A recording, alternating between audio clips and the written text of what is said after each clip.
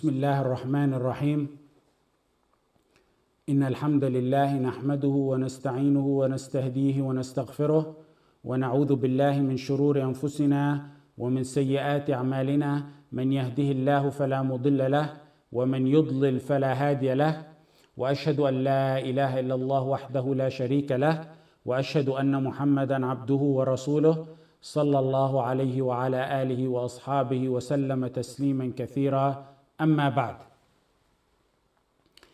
We are still on our Usul al-Thalatha book, and we are on the chapter where the author mentions, to support a statement, 14 examples of ibadat.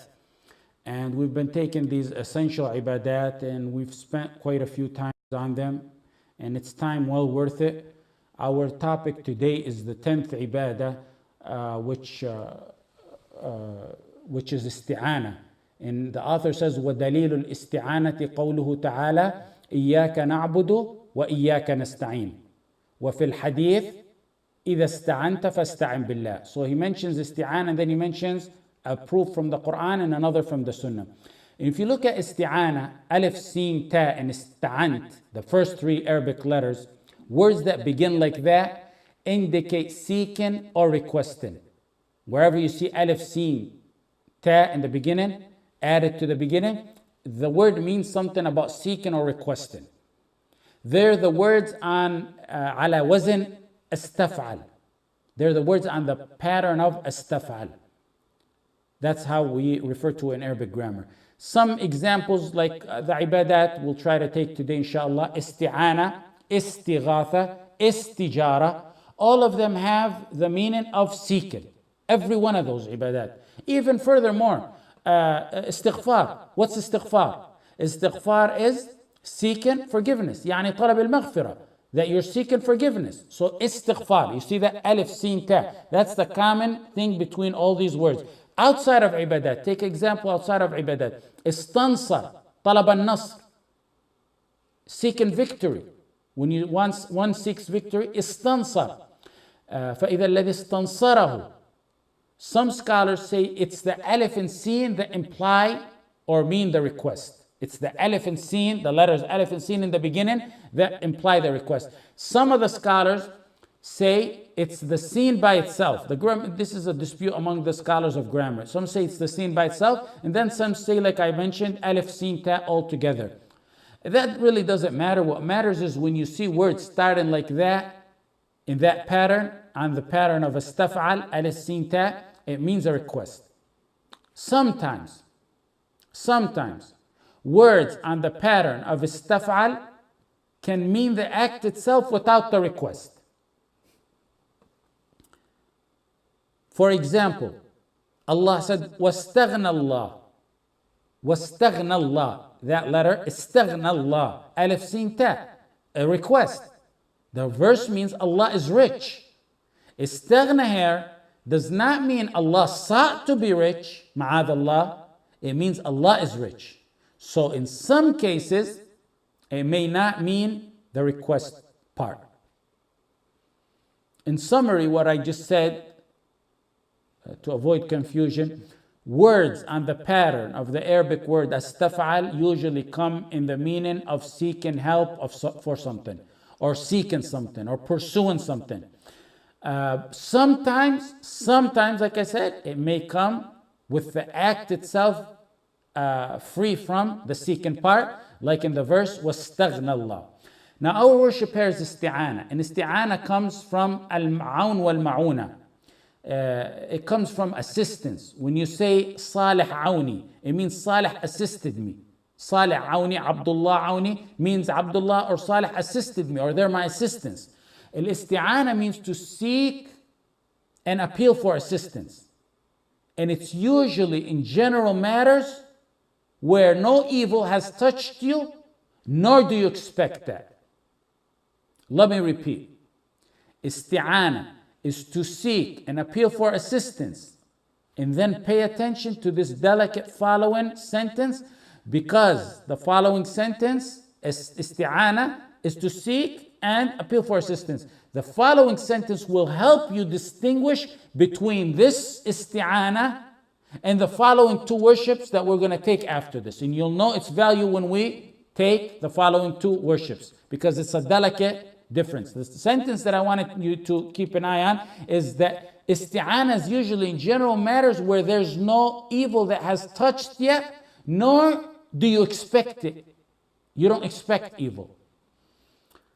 Isti'anah has different forms or types, and there's six forms of isti'anah. The first form of isti'anah is appealing for assistance and aid from Allah with the conditions and pillars. And there's 4 pillars to it. Complete humility to Allah. Isti'anah with complete humility to Allah. Isti'anah with complete submission to Allah. Isti'anah with complete tawakkul on Allah, meaning reliance on Allah and trust in one's affairs to Allah. And isti'anah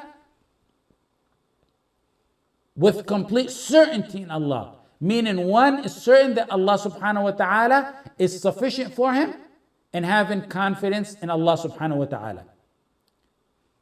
This is the type, if you direct it to other than Allah, it's major shirk, and it can only be directed to Allah. This category, this form, can only be directed to Allah subhanahu wa ta'ala. This type of isti'anah is the meaning of the hawqala. Hawqala in Arabic is the word referring to la hawla wa la quwwata illa billah. There's no might nor power except in Allah subhanahu wa ta'ala. No one can attain benefits and save himself from harm or be aided in any matter, deen or dunya, except through isti'anah in Allah. So this category is a definition to the hawqala, which is la hawla wa la quwwata illa billah. You need isti'anah in Allah in everything, whether it may be doing the ordains, or whether it may be isti'anah in Allah and leaving the prohibitions, or whether it may be in patience during the trials of this life. You need isti'anah not just in this life, you need isti'anah in the life after, and in the grave, and on the judgment day. No one will assist you with anything but Allah subhanahu wa ta'ala. Whoever seeks the assistance of Allah subhanahu wa ta'ala, Allah will aid him. This is why you may now know why we must say as a fard from Allah subhanahu wa ta'ala, إِيَّاكَ نَسْتَعِينَ 17 times by fard in our salah. إِيَّاكَ نَسْتَعِينَ إِيَّاكَ نَعْبُدُ وَإِيَّاكَ نَسْتَعِينَ. You alone we worship, and you alone we appeal for aid. This is the first form of isti'anah. The second form of isti'anah is isti'anah or seeking help in a creation, in something which He is capable of helping you in.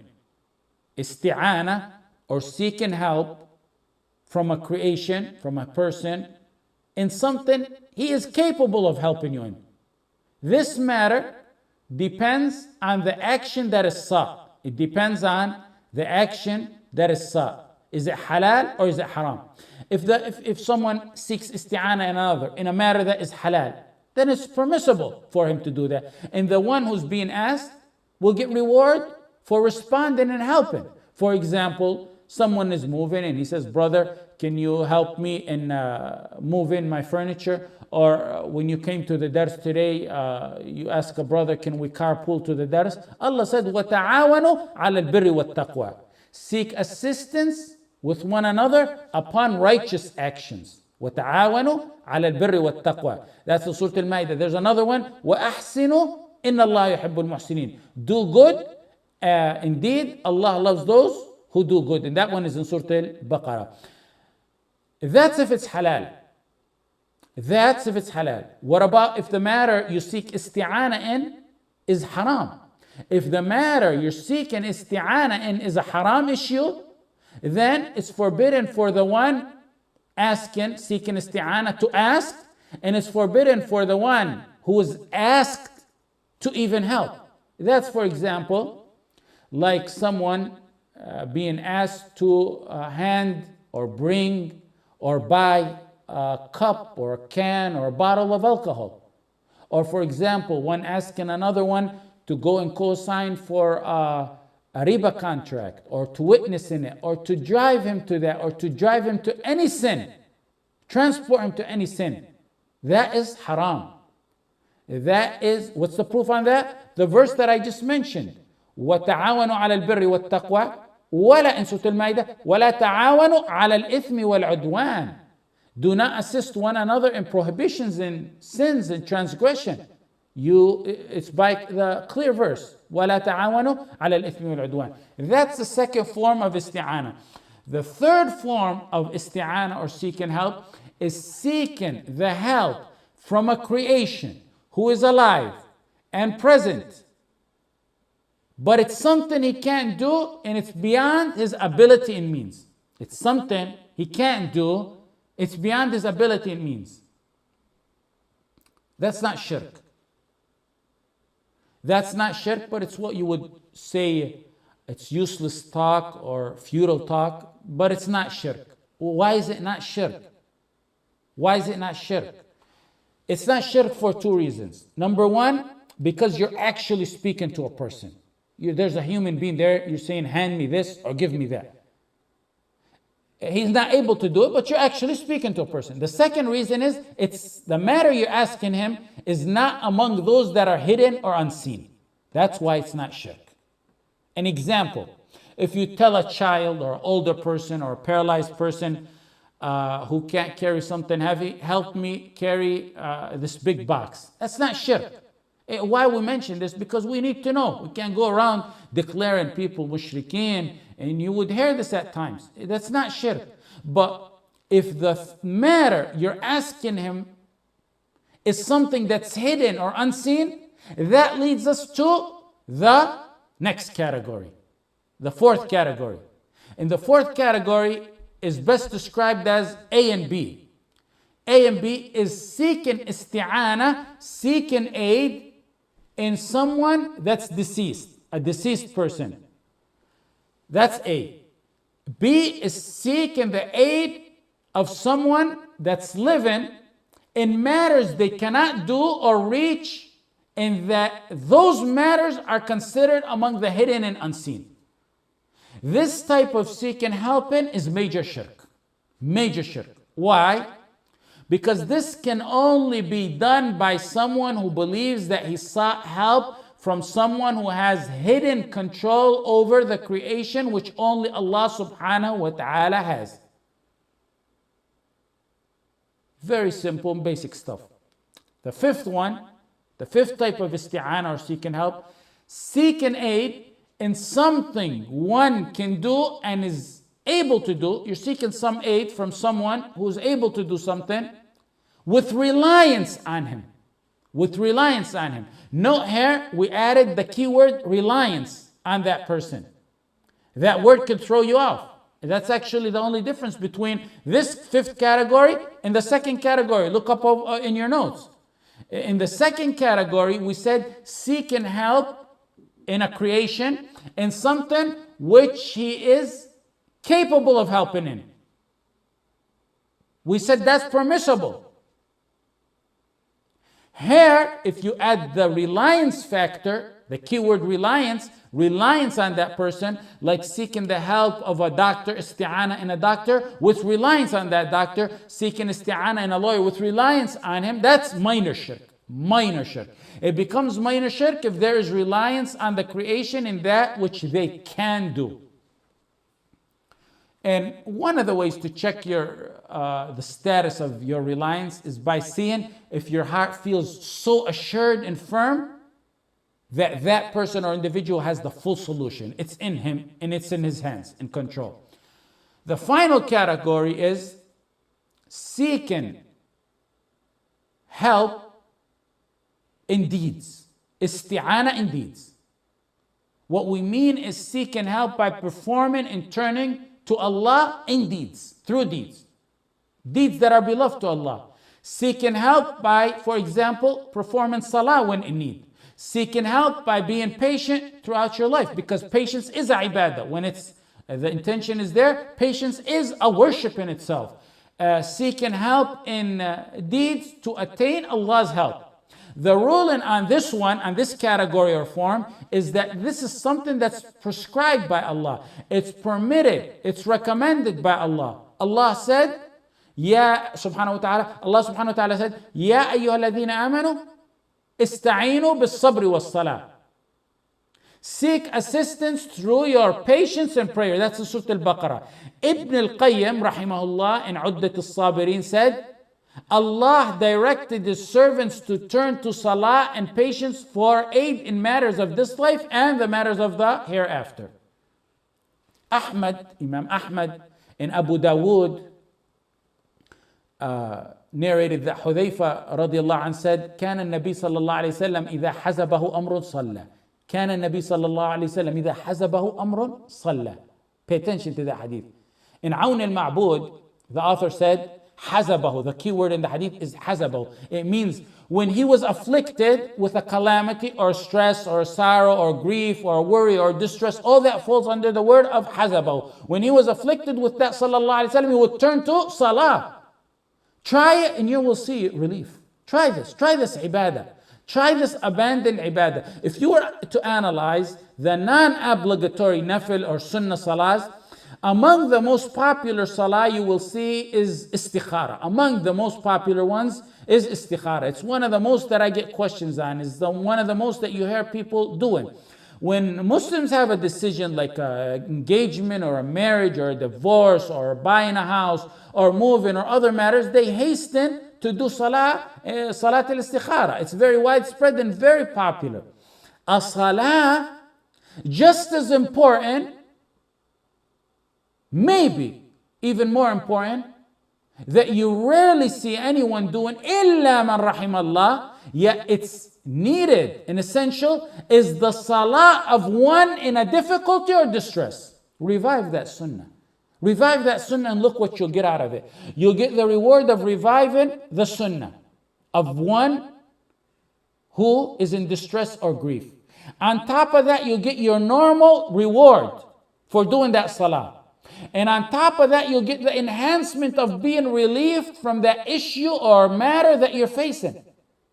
When a brother or sister gets an anxiety attack or stress, or they're expecting a hardship, or they're facing a hardship, or they anticipate, for example, bad news, may Allah subhanahu wa ta'ala save you from all that, at home or at work, head to those 2 rak'ahs. Pray those 2 rak'ahs. Ibn Kathir rahimahullah said, salah is the biggest aider for firmness in all matters.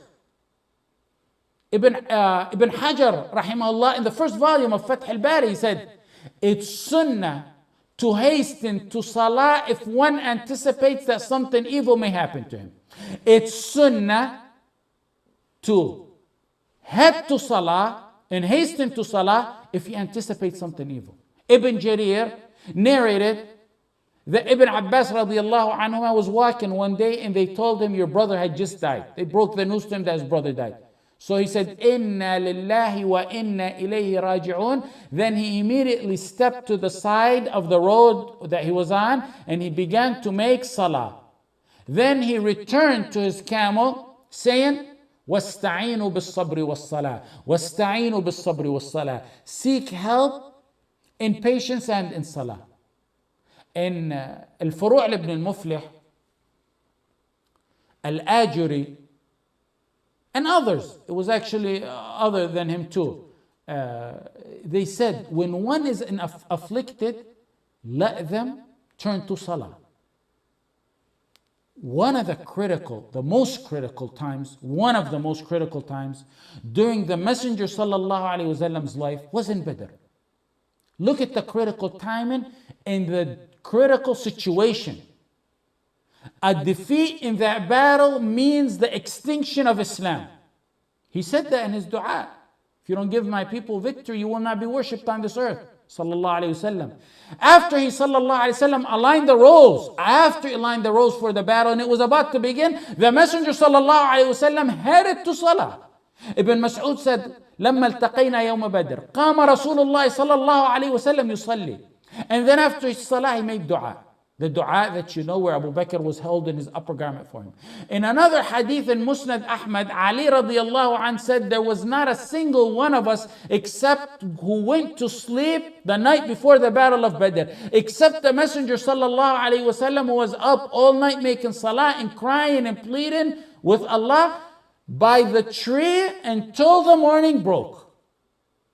الإمام أحمد في مسند عن علي في يوم بدر قال علي قال لقد رأيتنا وما فينا إلا نائم إلا رسول الله صلى الله عليه وسلم تحت شجرة يصلي ويبكي حتى أصبح. One thing I wanted to know is that some claim that this salah is a bid'ah salah. It's bid'ah to do it. And this is because the reason they say that is because they found a portion of the hadith on this matter and not the other. Or when they were asked, they neglected the other part for some reason. There are some weak hadith on this matter that have a specific dua attached to it. Meaning, if one is in distress, this is how the weak hadith goes. If one is in distress, let him make 2 rak'at. And then the supposed weak hadith, the weak hadith says, make this specific dua. Those hadith with the specific dua attached to them about salat al-haja, of the salat of the one in distress, are weak. For example, one of those is من كانت له حاجة إلى الله وإلى أحد من خلقه فليتوضأ وليصلي ركعتين ثم ليقل. The weak hadith says, whoever has a need, let him go, or is in distress, let him go make wudu and pray 2 rak'ahs and say the following. لا إله إلا الله الحليم الكريم. لا إله إلا الله الحليم الكريم. سبحان الله رب العرش العظيم. الحمد لله رب العالمين. اللهم إني أسألك موجبات رحمتك. That's in Ibn Majah, in At-Tirmidhi, and Al-Hakim, and it's very weak. That's a very weak hadith that I just mentioned. What happened is and why I mentioned it is because I've seen and read it for some طلبة العلم, that they seen that this is weak, and then they canceled out all the prayer of the distress altogether. To be clear, what's weak is the hadith that's saying, if you're afflicted in a matter, go make wudu, pray, and then make the specific dua. The ones with the specific dua are weak. That's the one that's weak. What's not weak in the hadith, and what's in fact sunnah, as recommended not only by a hadith actually, but by verses in the Quran, and by a hadith, and by statements of the Salaf. What's sunnah and documented by all that is the general salah of one in distress, with no specific dua. When in distress, when anything bothers you, when you're facing anything in life, anything, head to salah. Head to salah and make dua. Unlike salat al-istikhara that has a specific dua attached to it, there's no authentic dua that's attached to the salah of the one in distress. Just head to salah and spill your heart out to Allah in any dua that comes to your tongue, and pray and plead and beg and ask Allah and do isti'anah in Allah, and you will see Allah support to you. 2 verses in the Quran support this ibadah. 2 verses in Surah Al-Baqarah. يا أيها الذين آمنوا استعينوا بالصبر والصلاة. واستعينوا بالصبر والصلاة. Twice in Surah Al-Baqarah. Seek help in patience and in salah. Seek your aid, isti'anah, in your patience in your salah. How is salah a comfort and support? How is it a comfort and support? Salah is a connection to Allah. It's a connection. When your connection or bond with Allah is strong, Allah's support for you will be stronger. And if Allah supports you, your matters all will turn into ease. That's how your salah is an aid to you and support to you. And it's an isti'anah. I don't want to get off topic too much, but these are matters that one needs on a daily basis. In life, this is the rule of life. You're either afflicted or you're waiting for affliction. There's no dodging that rule. If you're not afflicted, don't get happy, because affliction is a fact of life. Trials are a fact of life. Now let me add, in that specific salah, there's, like I said, there's no authentic hadith with a specific dua attached to it. However, there's a dua that's authentic that has nothing to do with the salah of the distressed, but it's something you can seek isti'anah in as well. In Sahih Muslim, Ibn Abbas said, when the Messenger ﷺ was afflicted with a matter, and used the same word that I mentioned earlier, حزبه, كان إذا حزبه أمر قال كان إذا حزبه أمر قال لا إله إلا الله العظيم الحليم لا إله إلا الله رب العرش الكريم لا إله إلا الله رب العرش العظيم لا إله إلا الله رب السماوات ورب الأرض ورب العرش الكريم. Now,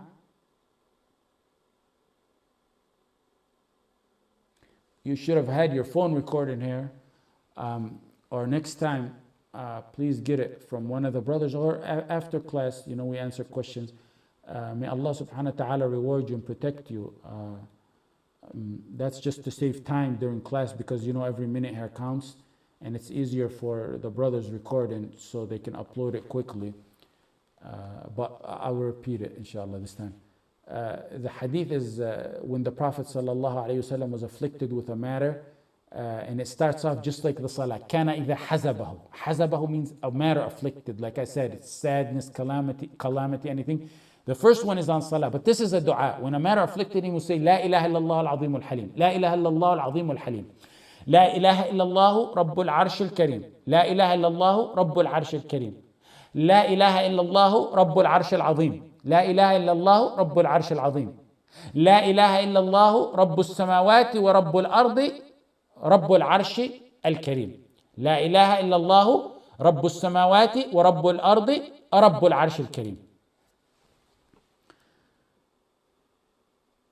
In Sahih Muslim, the narration that I just mentioned just has that dua.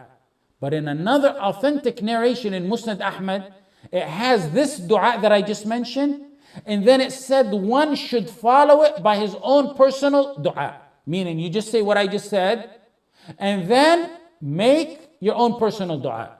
Make that like an introduction, and then begin with your dua. And another dua that I just remembered that for those in distress, that the Prophet ﷺ in Sunan al-Tirmidhi, it's authentic, عن أنس رضي الله عنه أنه كان إذا حزبه أمر, when the Prophet ﷺ, and it's the same word that I used, faced with anything, he used to say, يا حي يا قيوم برحمتك أستغيث يا حي يا قيوم برحمتك أستغيث يا حي يا قيوم برحمتك أستغيث.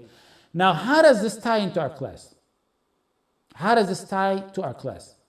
I don't want you to feel that we went off track, because these classes are focused to the point. What we're studying here is isti'anah, if you remember.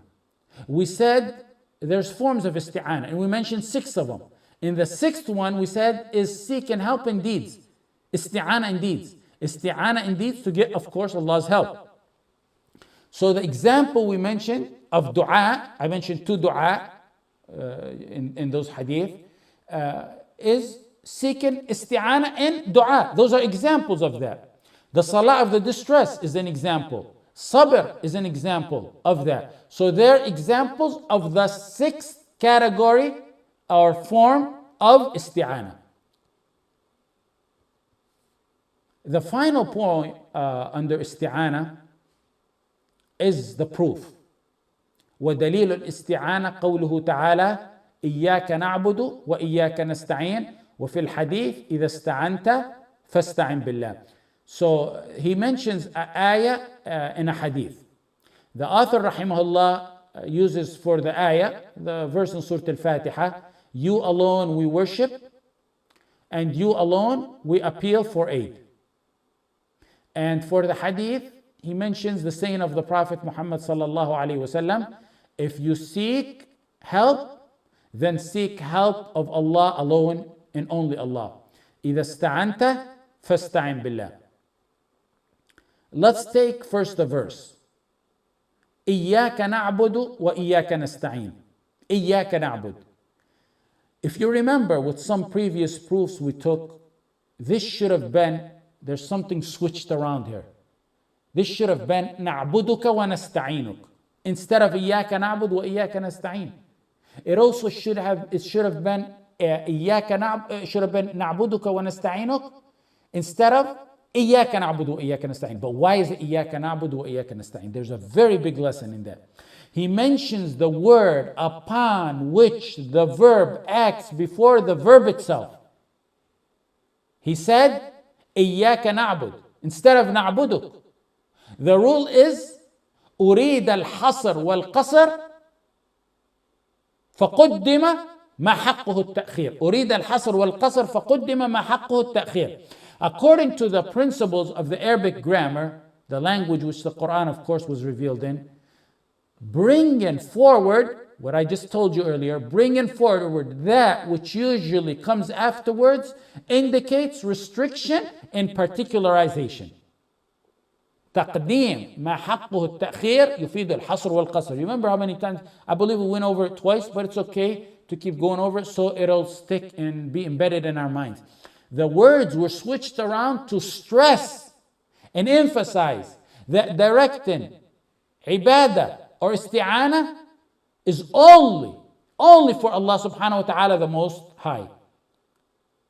And it's shirk to give it to other than Allah. It only belongs to Allah. It's to stress that fact. Only to Allah. Let me give you an example outside the Quran, outside the verses of the Quran. Maybe that'll help you understand. In Arabic, you say, ضربت زيدا. I hit Zayd. First you say, I hit, then you say the name. I hit Muhammad. I hit Salih. However, you can flip them around. You can flip it around to say, زيدا ضربت. يعني لا غيره. When you flip them around, and that's not common, the more common is the other way, the first way that I told you. When you flip them around, it means you're trying to stress the fact that the only one you hit was Zayd or Salih or whoever you mentioned. إياك نعبد وإياك نستعين is not نعبدك ونستعينك, because this is a dangerous matter of shirk, and it's to stress that you only worship Allah and only Allah. You only give Allah your isti'anah and your ibadah. And you only seek your aid from Allah.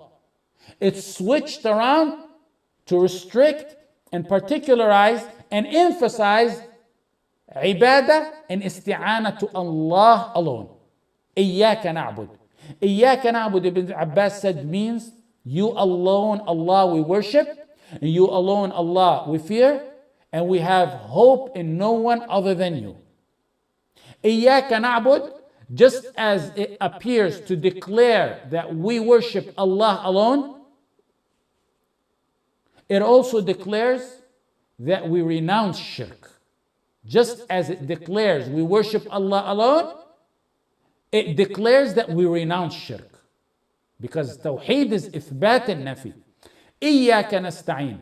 We declare with that no one has the right and power to assist us but Allah. You alone we seek and appeal for assistance. You alone, Ya Allah, we seek and appeal for assistance.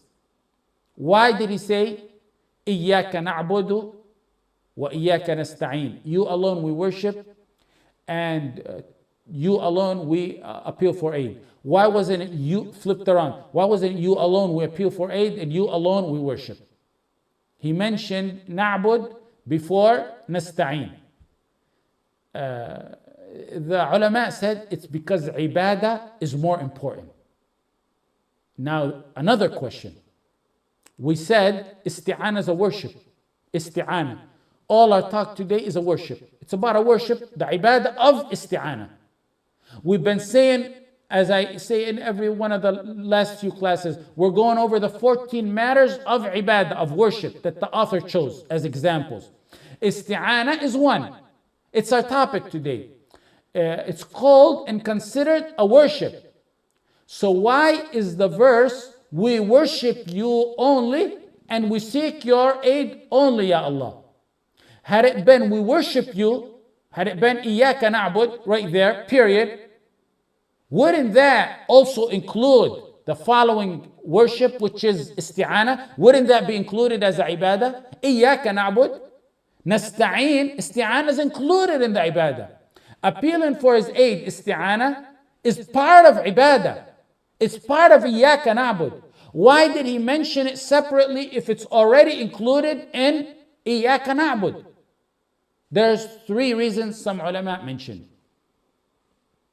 The first reason is what you call mentioning the broad matter, which is إِيَّاكَ نَعْبُدْ, mentioning the broad matter, which is إِيَّاكَ نَعْبُدْ, then emphasizing a special or important or essential matter, which is إِيَّاكَ نَسْتَعِينَ. You get that better if I tell you another verse. حافظوا على الصلوات والصلاة الوسطى. Guard your prayers and your middle prayer. He said, guard your prayers and the middle prayer. Isn't the middle prayer already? Had he said guard your prayers, period, wouldn't that include the middle prayer? Of course it's included. The reason he specified the middle prayer, even though it's included in the prayers, is to emphasize the special salah or important salah, which is the middle salah. Another example. If a mother has 3 children, 4 children, and she sends them off with a babysitter or a relative or a friend to the park or somewhere, or to sleep the night over her sister's house. One of them may be an infant or sick, for example. She's going to say, take care of my kids. And then she's going to say, take care of Muhammad, or be careful with Muhammad. Isn't Muhammad part of her kids? Isn't Muhammad included when she said, take care of my kids? Of course. But what she means is, pay extra special attention to Muhammad, or Muhammad's important, or there's something about Muhammad that you need to take care of. That's one reason. Another reason some ulama mentioned for mentioning both, even though isti'anah is included as a ibadah, is because the first one, إِيَّاكَ نَعْبُدْ, ibadah here, is purely a right of Allah. It's a right of Allah purely. Whereas isti'anah, yes, it's a right of Allah purely, but it relates to the servant in that he's also asking aid for himself from Allah. That's another reason. And a third reason some ulama mentioned is even though isti'anah is included in إِيَّاكَ نَعْبُدْ, it's still mentioned because you need isti'anah in every aspect of your ibadah. You affirmed إِيَّاكَ نَعْبُدْ because you could never, ever, ever do ibadah without isti'anah. So Allah without Allah aiding you, there's no ibadah. If Allah does not give you awn, isti'anah, your isti'anah that you seek, can you do ibadah? You can't. So it was mentioned after that because it's essential in you making your ibadah. Now, that's the verse the author used. He also used the hadith as proof.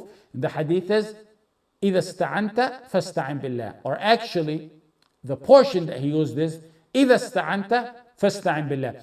This is part of a much longer hadith when Ibn Abbas radiallahu anhuma was riding with the Messenger sallallahu alayhi wasallam, and the Messenger began to teach him as a young little boy. The Messenger took the opportunity while Ibn Abbas was riding with him to teach him. He told him in the hadith, يا غلام إني أعلمك كلمات يا غلام إني أعلمك كلمات احفظ الله يحفظك احفظ الله تجده تجاهك إذا سألت فاسأل الله وإذا استعنت فاستعن بالله واعلم أن الأمة لو اجتمعت على أن ينفعوك واعلم أن الأمة لو اجتمعت على أن ينفعوك بشيء لم ينفعوك إلا بشيء قد كتبه الله لك وإن اجتمعوا على أن يضروك بشيء لم يضروك إلا بشيء قد كتبه الله عليك رفعت الأقلام وجفت الصحف. This is actually one of my favorite hadith. a hadith, this hadith, I don't know, I can't see how anyone can go on his day-to-day life or his lifetime without at least keeping the meaning of it between his eyes. It's a hadith one can literally write several volumes on its explanation or give a series of lectures on it without no exaggeration. It's a hadith that establishes tawakkul and isti'anah, and it puts one at ease and peace of mind. The author chose the statement that pertains to our issue here. Out of that hadith he chose, إِذَا اسْتَعَنْتَ فَاسْتَعِنْ بِاللَّهِ. If you seek aid and assistance, seek it from Allah alone. If you seek aid and assistance, seek it from Allah alone. We're poor to Allah. We're poor to Allah. We're weak to Allah. We're therefore always in need of Allah's aid and support. So the hadith says, turn to Allah in isti'anah. When you're faced with anything, genuinely and truthfully and wholeheartedly turn to Allah in isti'anah, and you will see that Allah is ni'mal mawla wa ni'mal nasir. He will be your protector and He will be your supporter, and what an excellent protector and supporter and helper He is. Turn to Allah. Turn to Allah sincerely in your matters. From the beginning of your matters to the end. From the start of your matters to the end. What I mean by that is, don't go seeking every single means and remedy. Then when you hit a dead end and everything, then you go turn to Allah. Allah will then accept you, of course. But make it a habit to turn to Allah from the start of your matters. From the start of your life. Meaning, you teach your kids. Make isti'anah in Allah the first of your choices. And you will see, wallahi, Allah will not let you down. He will make you happy and content. He wouldn't let you down in a matter you do isti'anah in Him even if the universe with its might and everything in it collaborated against you. That's only when you do the proper isti'anah in Him. The tawheed, have the pure tawheed in your isti'anah. That's why we learned isti'anah, and that's why we learned the conditions of isti'anah. Because in order to get Allah's aid, you have to fulfill the conditions, like we mentioned amongst them, is submission, tawakkul, certainty. We mentioned those. Have certainty in Allah while you do your isti'anah in Him. Didn't we say the worships of the heart, some of them are intertwined with each other? Like Ibn al-Qayyim rahimahullah said, work on perfecting the conditions of your isti'anah. That's what we want to achieve. If you knew a king somewhere, a wealthy, powerful king, and he promised to protect you, or you knew some billionaire who was generous to you, anything you wanted, you just go and he'll fund you. Would you ever be scared over your security or your salary or your job? It's the king. وَلِلَّهِ الْمَثَلُ الْأَعْلَى. It's the king of all kings. And it's the one who owns the treasures of the heavens and the earth. When you say ista'antu billah, don't say it on the tip of your tongue, just something coming out of your tongue. Say it wholeheartedly and believe in it in full confidence in the one who you're seeking aid from, and you will see the results. If Allah aids you, rest assured, you've been truly aided. And if He forsakes you, who is there after Him that can aid you and support you? Who other than Allah can support you if Allah doesn't support you? Isti'anah returns upon you in this life with an honorable life. You live your life. If you have isti'anah, you will have an honorable, noble life. And then the high ranks of Jannah in the Akhirah, the ultimate goal. That's the fruit of Tawheed. You need to feel it in this life before the Akhirah. Throughout your affairs and throughout your life, keep your unwavering isti'anah in Allah subhanahu wa ta'ala. The wisdom sometimes and at times may be that Allah subhanahu wa ta'ala delays His aid and support to you. And it's not that Allah forgot. Never ever think of that. Ma'ad Allah. You have to keep that in mind. That's why when one is in the agony of being oppressed, you know the oppressor? He goes to sleep comfortably. One who's being oppressed, whether it may be little matters or big matters, He doesn't sleep the nights. The nights seem endless and dark, darker than ever. And the dua is constant. And then one may think, why didn't Allah answer me? That's why Allah says, وَلَا تَحْسَبَنَّ اللَّهَ غَافِلًا عَمَّا يَعْمَلُ الظَّالِمُونَ. Consider not that Allah is unaware of the oppressors. Allah didn't forget about them. That's what He's trying to tell you. Allah didn't forget about those. The delay, there's wisdom, and plenty of wisdom. The delay may be to make you despair in all means and in all creations, and to turn to Allah alone, and at the same time to show you that all and everyone turned away from you, or that no one was able to help you but Allah Jalla fi'ala. Sometimes the wisdom in delaying the help of Allah to you when you do isti'anah in Him, maybe to test your isti'anah. It may be to test your isti'anah. Do you really have certainty in Allah in your isti'anah? Allah wants to test you. Do you have the conditions we mentioned fulfilled? He wants to test your certainty in isti'anah. Take this example. If a little ant was able to speak, crawled over here on this desk, and able to speak to one of us, and they saw isti'anah in me or you, the ant told you, there's 100 ants coming after me at a distance, they're chasing me, they're after me, there's a tribe of them, they're going to kill me.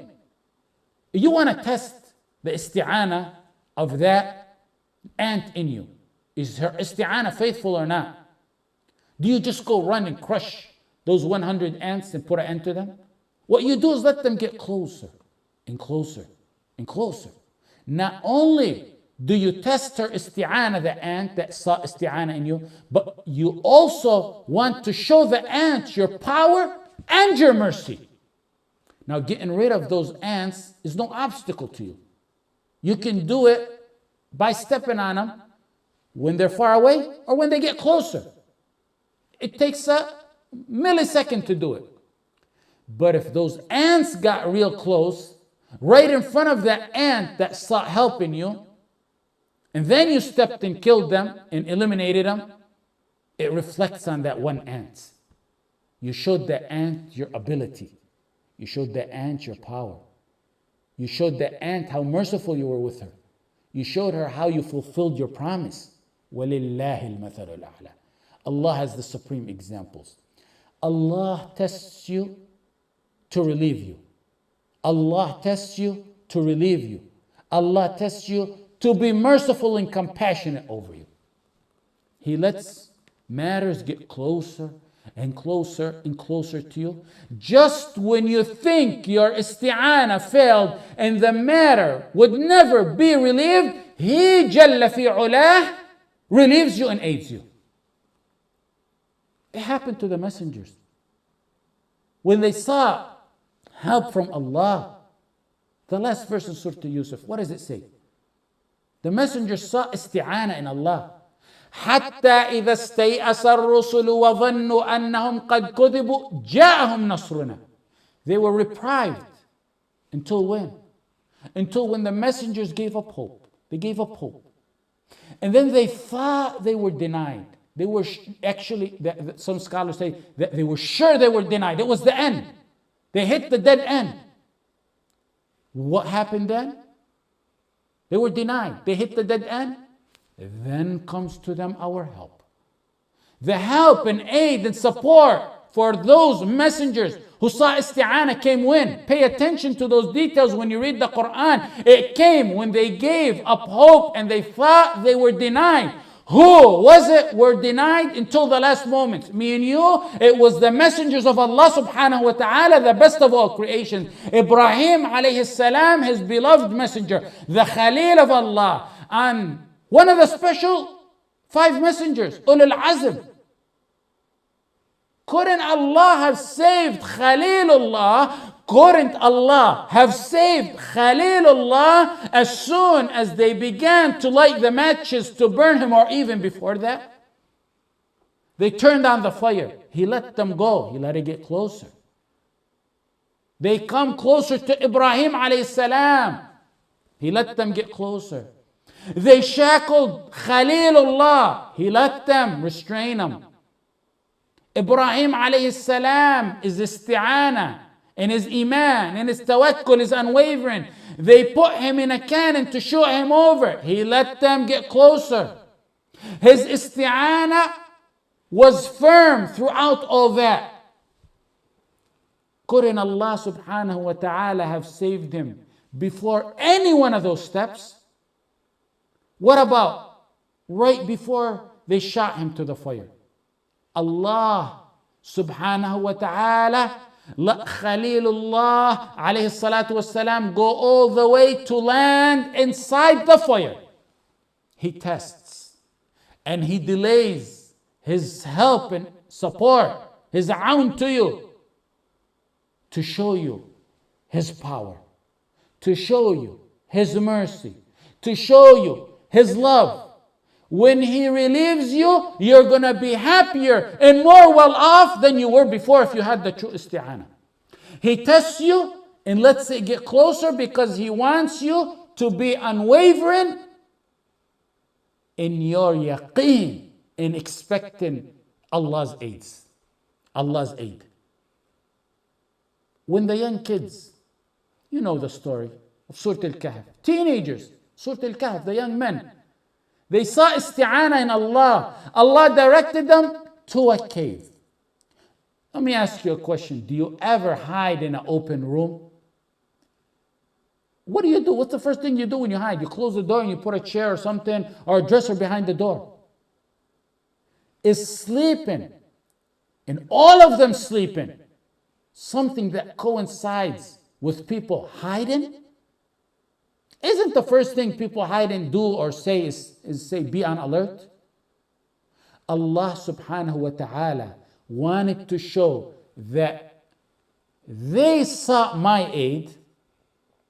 Allah subhanahu wa ta'ala wanted to show they sought my aid, therefore they will be protected.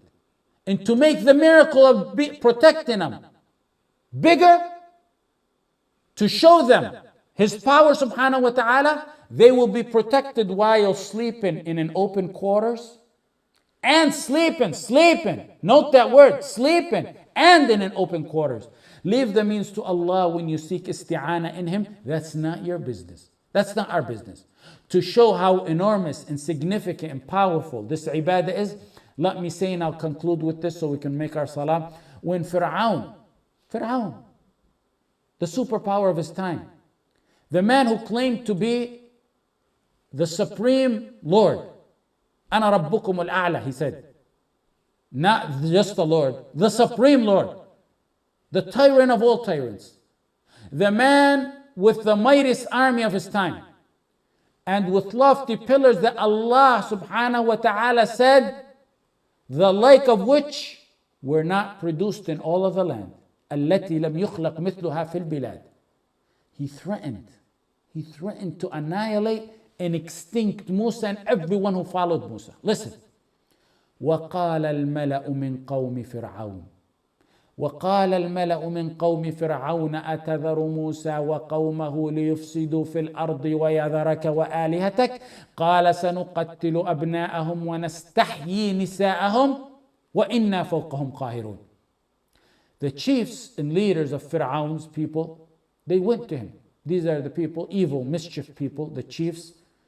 They said to Fir'aun, are you going to go leave Musa and his people to spread mischief in the land? Notice, side issue, how the mischief called the righteous mischief people. وقال الملأ من قوم فرعون أتذر موسى وقومه ليفسدوا في الأرض. These are instigators, troublemakers, who kiss up to the tyrants. People who kiss up to the tyrants to get a smile or a pat on the back, or to be safe from their evil. أتذر موسى وقومه ليفسدوا في الأرض ويذرك وآلهتك. They go up to Fir'aun and look how evil they are. They're so evil, those who kiss up to the tyrants. They made they made Fir'aun look like an angel. He said, you're gonna leave those people. They're the ones suggestion. They made Fir'aun look like he's an innocent man. And Fir'aun said, oh, okay, we'll kill their children and enslave their women. And we're indeed irresistible over them. سنقتل أبناءهم ونستحيي نساءهم وإنا فوقهم قاهرون. Look at that threat. And that's the point of our verse here. Look at that threat. You know who it's from and to who it's directed. You know how powerful Fir'aun is and how weak Musa appeared to be, alayhi salatu wasalam. Okay, Musa, what's going to happen now? What's the solution? Musa alayhi salatu wasalam gets these threats. Give us a solution. His solution, being weak, is our ibadah today. His solution was that. قال موسى لقومه استعينوا بالله استعينوا بالله واصبروا إن الأرض لله يورثها من يشاء من عباده والعاقبة للمتقين. Musa said to his people, seek help in Allah. Isti'anah in Allah. Our topic today. The earth is Allah's earth. Verily, the earth is Allah's earth. He gives it as a heritage to whom He wills. Now you know why isti'anah is part of Al-Fatiha. And why we must read it 17 times by fard a day. Jazakum Allah khair. Jazakum Allah khair for paying close attention today and being fully focused. May Allah subhanahu wa ta'ala grant you beneficial knowledge and